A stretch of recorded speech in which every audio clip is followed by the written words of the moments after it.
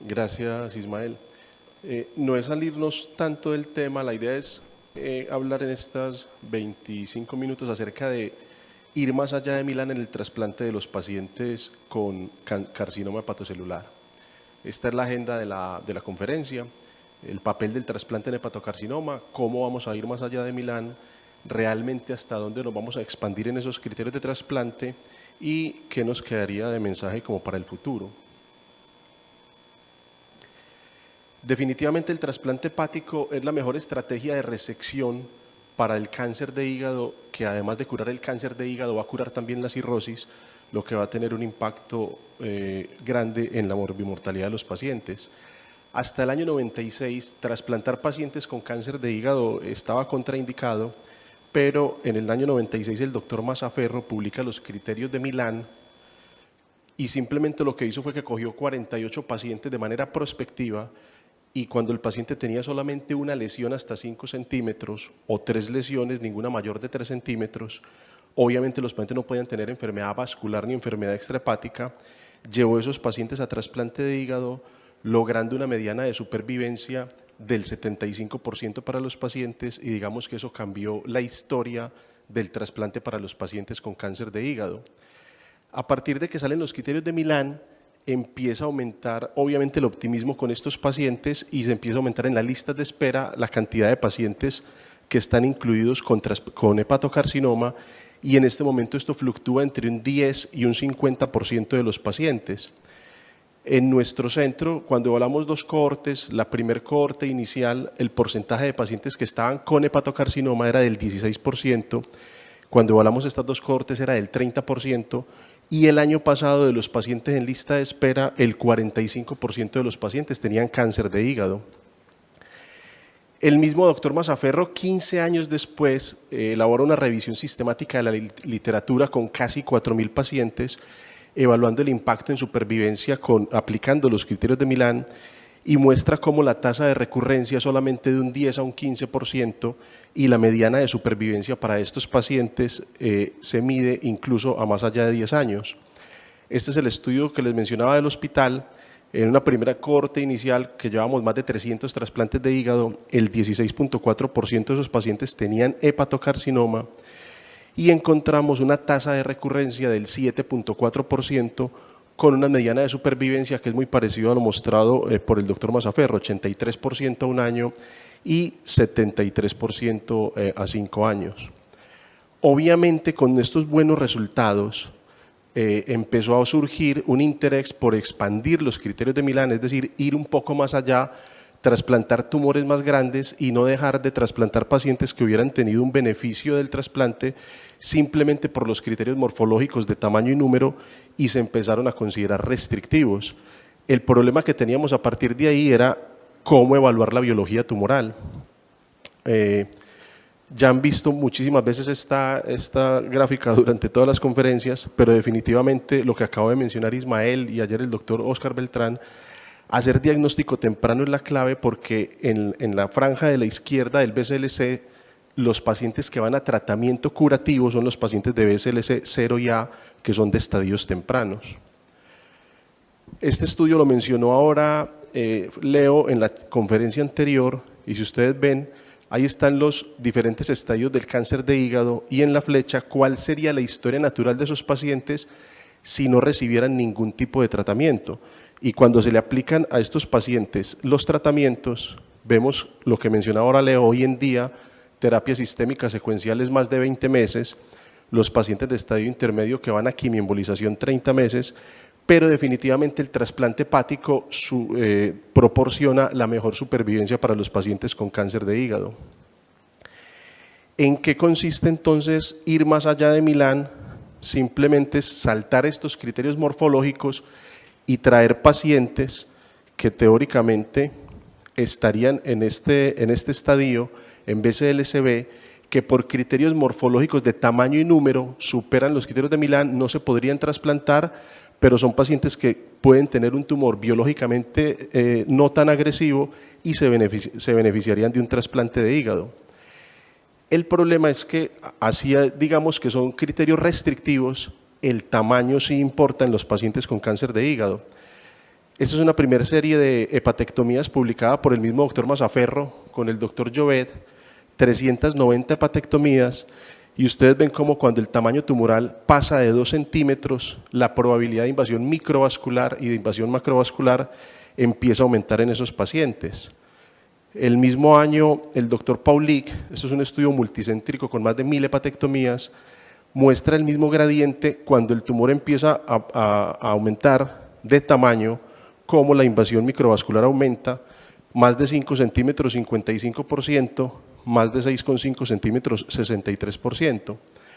Cuando miran todos los pacientes y comparan los tumores menores de 5 centímetros con los de más de 5, casi que se duplica la probabilidad de invasión microvascular, hablando de que el tamaño sí tiene alguna correlación con la biología tumoral. Y cuando se miran los pacientes de tumores solitarios, únicos, se trata de mantenerse esa proporción en cuanto a la invasión vascular cuando el tumor pasa más allá de 5 centímetros. Y lo otro interesante, que yo creo que ayer de pronto hablábamos en la noche esto con el doctor Hugo y con Federico, es en cuanto a la biología tumoral, el mismo tamaño predice la histología de los pacientes y entre más grande sea el tumor, posiblemente van a tener una histología más agresiva. Después de estos estudios de hace tantos años, recientemente el criterio de tamaño quedó ratificado en esta cohorte más reciente de Toronto. Cogieron 300 pacientes con tumores únicos, tumores que eran menores de 3 centímetros, y ellos lo que querían evaluar era la incidencia y factores de riesgo de recurrencia más allá de Milán, porque a veces menospreciamos un tumor por el hecho de ser único, por el hecho de ser pequeño, y evaluaron el riesgo de recurrencia más allá de Milán,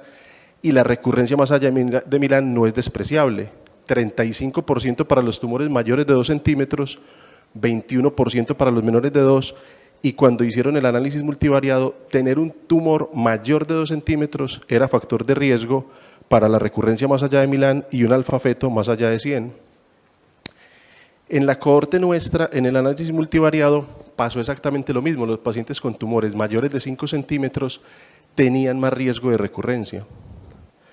Entonces la pregunta es, ¿cómo nos vamos a salir más allá de esos criterios morfológicos? Y yo creo que el símil que hace el doctor Masaferro es pues demasiado interesante desde que lo anunció con el Metro Ticket, y es: cuanto más lejos quiero llegar yo, más pago por el tiquete. Si ustedes ven ahí, lo que está en verde es trasplantar dentro de los criterios de Milán hasta 3 lesiones menores de 3 centímetros, una de 5 centímetros, pero en la medida que yo me voy saliendo de esos criterios morfológicos, tengo que pagar con un precio que se llama menor supervivencia para los pacientes. Obviamente esto relacionado con recurrencia del hepatocarcinoma. Entonces, formas de salirse de los criterios de Milán, existen todas estas que ustedes ven ahí, y simplemente usted escoge en cuál carro se va para ver hasta dónde va más lejos. Y la idea obviamente no es hablar de todos, existen incluso criterios de ir más allá de Milán para pacientes de donante vivo, que no voy a mencionar durante la conferencia, pero simplemente lo que se busca entonces con esta expansión es buscar tener una herramienta para encontrar pacientes con baja tasa de recurrencia y que podrían ser excluidos con los criterios de tamaño y número. Cuando ustedes miran todos esos criterios de expansión, mire que dentro de ellos siguen teniendo en cuenta criterios morfológicos para poder salirse. Solamente el de volumen tumoral, downstaging, Metro Ticket y score francés incorporan la alfa-feto como variable biológica para tener en cuenta estos pacientes. Y la diferencia, nosotros desde hace bastantes años hemos creído que el downstaging es la mejor salirse de los criterios de Milán, es que el downstaging permite evaluar respuesta a la terapia locorregional como predictor biológico del tumor, y es lo que nosotros llamamos verle la cara al tumor durante un espacio de 3 a 6 meses y decidir si le ofrecemos o no le ofrecemos el trasplante. ¿Cómo funciona lo del Metro Ticket? Es lo que les mencionaba del doctor Masaferro, que en el año 2018 lo publica como el Metro Ticket 2.0, y es una calculadora muy sencilla que se busca en internet. Usted le ingresa el tamaño del tumor más grande, el número de lesiones y el alfa-feto, y le arroja una proyección de supervivencia a 5 años. En este caso sería un tumor de 7.5 centímetros con un alfa-feto de 454, lo cual da una supervivencia a 5 años que posiblemente no sería aceptable desde el punto de vista de futilidad para el trasplante. Pero si esa misma lesión de 7,5 centímetros tiene alfa-feto normal, la sobrevida es 84% y sí le ofreceríamos el trasplante. Posteriormente, en el año 2012, aparece el score francés que incorporó a los criterios de tamaño y número también la variable biológica de alfa-fetoproteína y clasifica a los pacientes en bajo riesgo y alto riesgo. Y lo interesante con este score es que incluso los pacientes que están dentro de Milán logra estratificar la recurrencia y la supervivencia para esos pacientes. Ayer amablemente el doctor Federico me compartió este estudio que entiendo ya está aceptado para Liver Internacional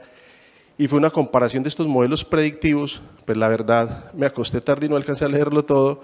pero la conclusión inicial era que el modelo AFP permite discriminar pacientes con alto riesgo de dropout estando en lista de espera, incluso para los pacientes que están dentro de criterios de Milán. ¿De dónde surge el concepto del downstaging? Surgió en la Universidad de San Francisco como un hijo de los criterios iniciales morfológicos que ellos se inventaron. ¿Qué hicieron ellos entonces? Trasplantar pacientes con una sola lesión hasta 8 centímetros, 2 a 3 lesiones hasta 5 centímetros, 4 a 5 hasta 3 centímetros, con un número que se vuelve importante y es un volumen tumoral máximo de 8 centímetros, más evaluar la respuesta. Y finalmente estos criterios van a ser los que se convierten en los que utilizan hoy en día en la UNOS para trasplantar los pacientes con cáncer de hígado bajo estos criterios morfológicos y posiblemente lo que uno ve en lo que están construyendo ahora posterior a los estudios de validación es que le van a incorporar la alfa-fetoproteína. En el año 2015 el mismo grupo del doctor Yao publica entonces la primera experiencia retrospectiva de downstaging con los criterios que les acabé de mencionar. 118 pacientes, 41% hicieron dropout, que esto es lo que hay que tener en cuenta. Cuando uno le ofrece a un paciente un downstaging, hay que decirle al paciente que entre un 30 y un 40% de los pacientes terminan saliéndose de listas de trasplante por progresión tumoral. Y ellos compararon estos pacientes que se les hizo downstaging contra 488 pacientes trasplantados dentro de los criterios de Milán y encontraron que la supervivencia era exactamente igual. Posteriormente salieron ya varias validaciones del downstaging, todas retrospectivas y solamente una prospectiva. Lo interesante de esta primera es que es una evaluación a 10 años de más de 2.000 pacientes en cabeza del grupo del doctor Mazzaferro con la doctora Travisán. Estos pacientes, 443 pacientes estaban más allá de Milán, 330 se les hizo downstaging y cuando evalúan la supervivencia de estos pacientes a 10 años todavía permanece una supervivencia más allá del 50%, mostrando que los pacientes que no lograron hacerlo obviamente tenían menos supervivencia por recurrencia tumoral. En el 2020 el mismo grupo publica la evaluación prospectiva de los criterios de downstaging, pacientes que estaban dentro de Milán, pacientes que se les hizo downstaging y los otros que ellos llaman all comers, es decir, todos entran independiente de que se hubieran salido de esos criterios de la UNOS. Nuevamente más de 3.000 pacientes trasplantados por cáncer de hígado, 543 por fuera de Milán, 442 downstaging y ven cómo la recurrencia para los pacientes del 16.7% es para estos pacientes de all comers que ellos incluyeron, que da una supervivencia de 71.4 y eso es tiene una diferencia significativa contra los otros pacientes que tuvieron mejor supervivencia. Una observación adicional que hicieron ellos en este estudio, y es donde posiblemente piensa uno que ellos van a empezar a incluir la alfa-fetoproteína, es que los pacientes que se les hizo downstaging, que al momento del trasplante tenían una alfa-fetoproteína más allá de 100, la supervivencia se disminuía a 3 años hasta el 59%, y es lo que posiblemente va a empezar a surgir a partir de ahora, y es la alfa-feto como predictor biológico. El año pasado publicaron este estudio de respuesta a la alfa-fetoproteína comparado contra criterios de Milán, score francés y Metroticket, y demuestran ellos cómo cuando el paciente hace una respuesta a alfa-fetoproteína y baja a menor de 200, estos pacientes van a tener una menor tasa de recurrencia y una supervivencia aceptable para poder trasplantarlos. La recurrencia entonces para los pacientes con este nuevo score que tienen alto riesgo de recurrencia, obviamente va a ser mucho menor y no irían a trasplante. Y en agosto del año pasado ya publicaron ellos la primera serie prospectiva que ya vinculó muchas más regiones de la UNOS en Estados Unidos, 7 centros, 209 pacientes, la proporción de pacientes de dropout, lo que hablábamos ahora similar, 37%, pero los pacientes que lograron downstaging con unas tasas de supervivencia a un año del 92%, 72% a 3 años, lo cual es supremamente bueno en supervivencia para trasplante. El doctor Piñero también publicó el año pasado esta serie que involucra Latinoamérica del año 2000 al 2018, más de 2.000 pacientes trasplantados, de los cuales el 70% fueron a terapia locorregional, y vemos acá downstaging exitoso, 45% de los pacientes, y cómo los pacientes que tienen downstaging exitoso tienen una sobrevida que es similar a los pacientes trasplantados dentro de Milán. La observación adicional del estudio de Federico es que los pacientes que se trasplantan con criterios de downstaging y al momento de trasplante tienen un alfa-feto menor de 20, tienen muchísimo mejor pronóstico.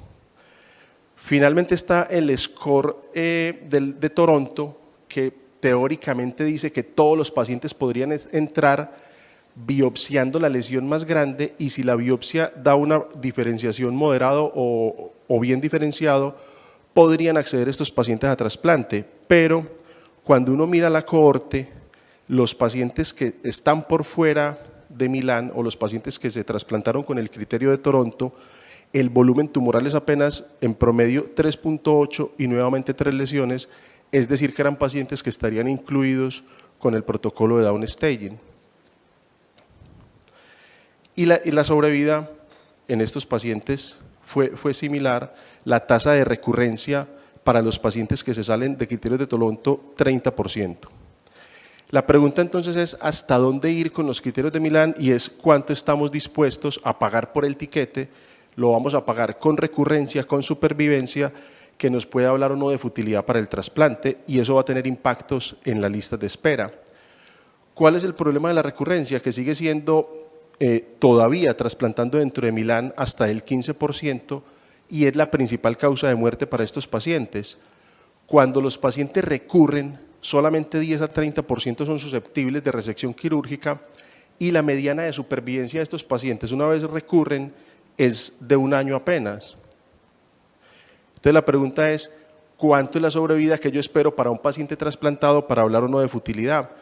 Y uno puede pensar desde el punto de vista oncológico,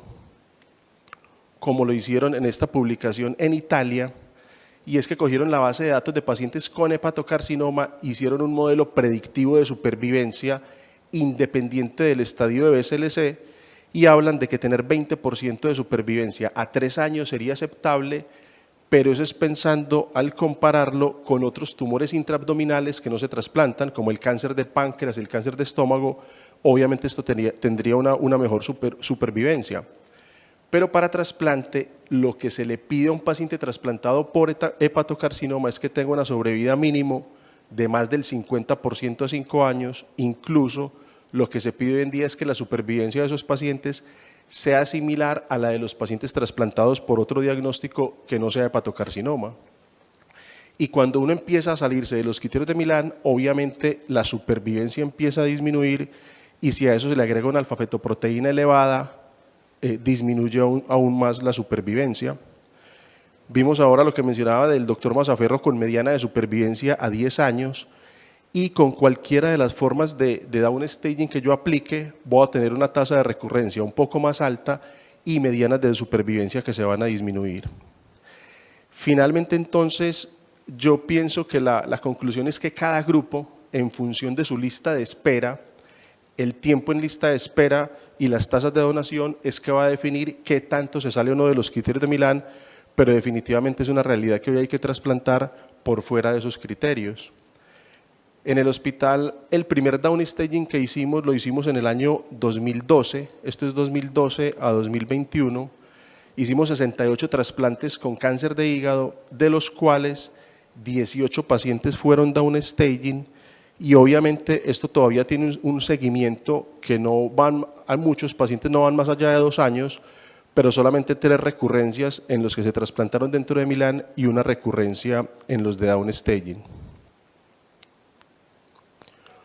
¿Cuál sería el futuro con respecto a salirse?